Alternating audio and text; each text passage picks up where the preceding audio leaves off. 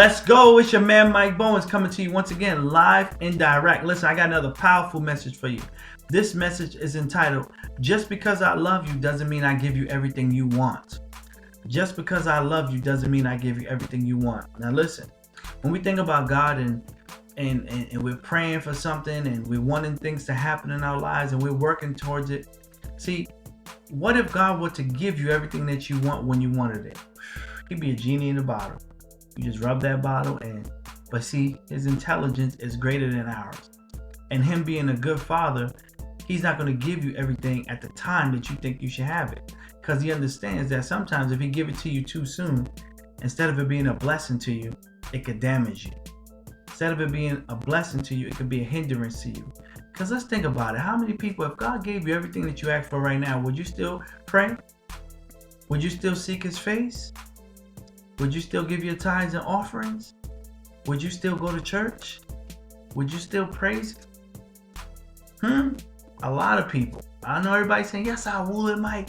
You don't know me. Yes, I would. Listen, you got a 15-cent raise and you stop going to church. Come on, that's a bomb on your head. Boom! Some people get a little bit of increase and they just, I got to work. What you expect, Mike? I got to work. I got to earn a living. I got to take care of myself. And so, just like people who, they don't tithe now, but they're like, man, if God bless me with $1 million, I tithe from that. You're lying. Because if you can't be faithful with the little things, how can you be faithful with the big things? And so it's about, on the level that you are right now, saying, not only are you being grateful, but you're able to master, you're able to be excellent in the level that you're on right now. So that when you graduate to the next level, you'll be ready for it. And so that's even with relationships. As a wife, as a husband, right? You can't always give what the other person when they want it, just because you love them, because it may not be right for them at that point in time. It might not be right for them. You may be hurting them more than you helping them. And especially in relationships, you got to be honest enough to share that, and the other person has to be mature enough to hear it and receive that. And it's not a big argument, right? So when you really love somebody, sometimes I'm just going to do it for you anyway, even though I know it's not right.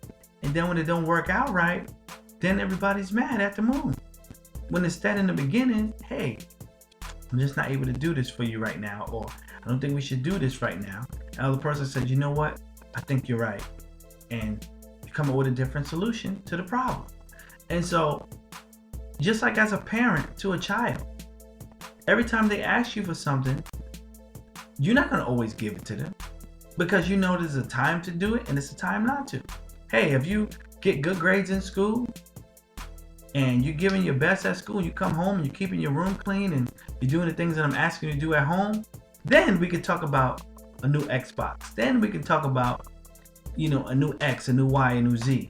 But there's a prerequisite for you getting that. If I just give you everything you want, whenever you want it, how am I teaching you? How am I training you to have a good work ethic?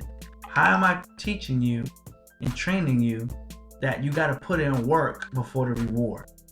And see, so a lot of times, because people have been trained that way growing up, so when they get to adulthood and things get a little hard, they're like, man, I ain't used to this. I don't want to. What you mean I got to do what? No. You should give me what I'm looking for. And when they don't get it, they throw a tantrum. They start screaming. They start yelling. They start throwing things, because they don't understand that just because somebody loves you don't mean you're going to get everything that you think you should get at that particular time. Don't mean you're not going to get it, but maybe right now is not a good time for you, right? Can you handle it? And everybody can say to me right now, yeah, I can handle it. If God was to say to you, you know what, you've been praying for a 6-bedroom house, 3 bathrooms, and give it to you right now with your current situation and your current habits, would you be able to handle it? See, because you don't even know what it entails. Or you've been praying for a Rolls Royce or a luxury car, and you need an oil change. An oil change is like $800, $600. A lot of people, you're not going to be able to do that, because that's like more than half your paycheck. And so how are you going to handle that? And so sometimes You're not able to get the things that you may want right now because you're not able to handle it, right? To whom much is given, much is required. When you are able to handle much, more will be given to you. On the flip side of that, when you're not able to handle what you have, that what you have shall be taken away. And that's just a spiritual law that carries out into the physical.